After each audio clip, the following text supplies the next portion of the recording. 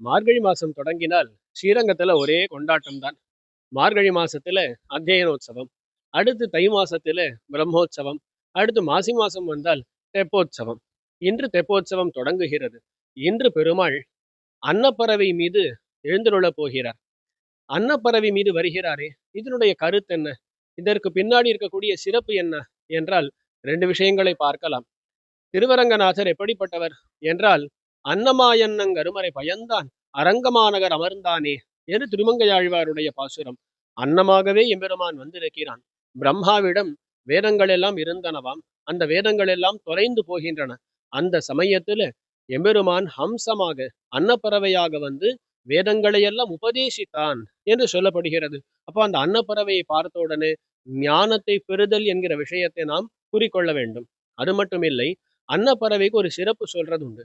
பாலையும் ஜலத்தையும் சேர்த்து கொடுத்தால் அது ஜலத்தை விட்டு விட்டு பாலை மட்டும் பருகி விடுமாம். இந்த சிறப்பு அன்னப்பறவைக்கு உண்டு. இதைத்தான் விவேகம் என்று சொல்லுவார்கள். விவேகம் என்றால் பகுத்தறிவு.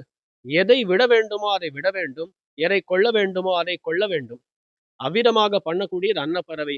நம்முடைய வாழ்க்கையிலும் அதுதானே ரொம்ப முக்கியம். எதையெல்லாம் விட வேண்டுமோ தெரிஞ்சுக்கணும், எதை பற்றி கொள்ள வேண்டுமோ தெரிந்து கொள்ள வேண்டும்.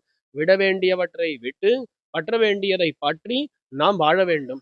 அந்த அன்னப்பறவை இது எல்லாம் பண்ணக்கூடியது.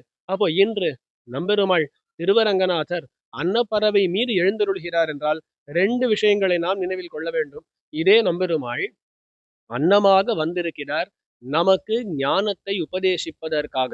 மேலும் அந்த ஞானம் எவ்விதமாக இருக்க வேண்டும் என்றால் விவேகமாக இருக்க வேண்டும், பகுத்தறிவாக இருக்க வேண்டும். தேவையற்றவற்றை எல்லாம் விட்டு விட்டு தேவையானவற்றை எல்லாம் ஏற்றுக்கொள்ளும்படியான ஞானமாக இருக்க வேண்டும். அவ்விதமான அந்த விவேகத்தை ஏற்படுத்துவதற்காகன்னு நம்பெருமாள் அன்னப்பறவை மீது இன்று எழுந்தருளப் போகிறார். அதையெல்லாம் நாமும் கண்கூடா பார்த்து அவருடைய அனுகிரகத்தை பெறுவோமாக என்று சொல்லி அமைகிறேன்.